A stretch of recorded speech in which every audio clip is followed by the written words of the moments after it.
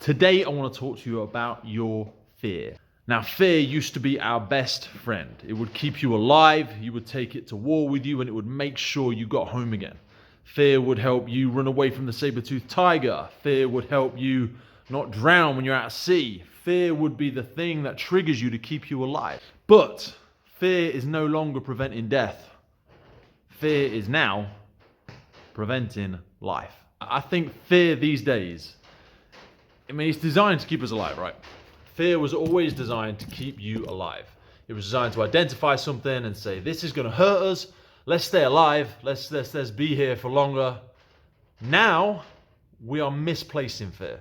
We are attaching fear to so many things that are stopping us from living. We are misidentifying something that something would kill us, whereas actually something that's just a little bit uncomfortable. And fear brings out the worst of the best of us. So let's say like when you're going to do something that you're excited about, it makes you a little bit nervous, makes you a little bit anxious. Maybe it's speaking on social media, maybe it's stepping up in front of a class of students, maybe it's going for an interview, maybe it's asking somebody on a date, maybe it's reaching out to connect with somebody that you really want to be a friend with, or that you really want to take that next step with.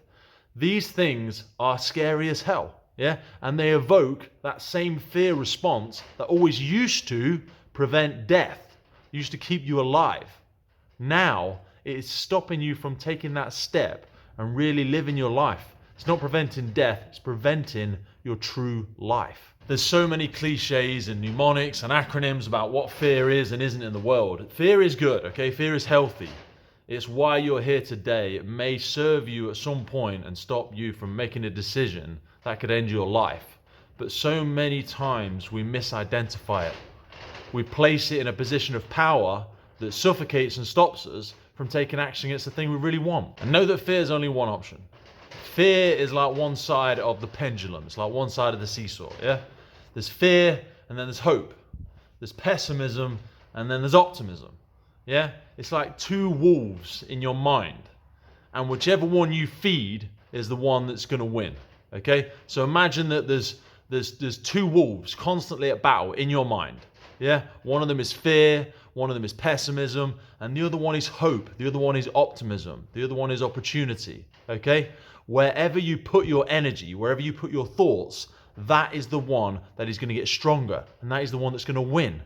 Put your money on the wolf that you feed the most. Whichever one you give energy and thought and attention to is going to be the one that wins that mental battle. It's going to be the one that becomes stronger, that becomes fitter, and that overpowers that hope. If you keep feeding your fear, if you keep giving your attention to pessimism, if you keep listening to people who are negative in your life, they are going to feed that wolf. They are going to make it stronger. They are going to make it overbearing and push down and eat away at your hope and your optimism and your ability to look for the good things in your life, because they are everywhere if you just look for them, if you just feed them, if you give them your attention, if you give them your interest, if you give them your ears. Steer yourself away from the pessimists, steer yourself away from the people that live in fear, because it is going to steal their life. Just know that everything you see, hear, feel, listen to, entertain is what is going to feed your mind. Through doing this, you can master your mind. You can make it a place of solitude. You can make it a place of escape, or you can make it a self-created prison. It is entirely up to you what exists within here, because it's what you're listening to, it's what you're watching, and it's the people you're allowing around you to influence you. If you feed the fear wolf, it is going to win. I hope you've had a fantastic week. I hope you haven't let fear stop you from taking those chances. I hope you made that phone call.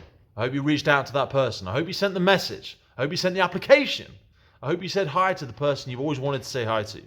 Don't let fear stop you, all right? It will keep you alive in the moments when death comes knocking, but most of the time, life is not always life and death, okay? So many situations are not as bad as they seem, and if you just embrace fear and acknowledge that if you let it overcome you, it won't prevent death, it will prevent life. I hope you had a great week. I hope you've got a great Sunday planned, and I hope you're looking into next week and trying to identify ahead the things that are going to trigger that fear and recognize, is it a life or death situation, or is it just something that's pushing me? Is it just something that's triggering my need to face that difficult decision and go for it? I hope you have a great week, and I look forward to seeing you tomorrow.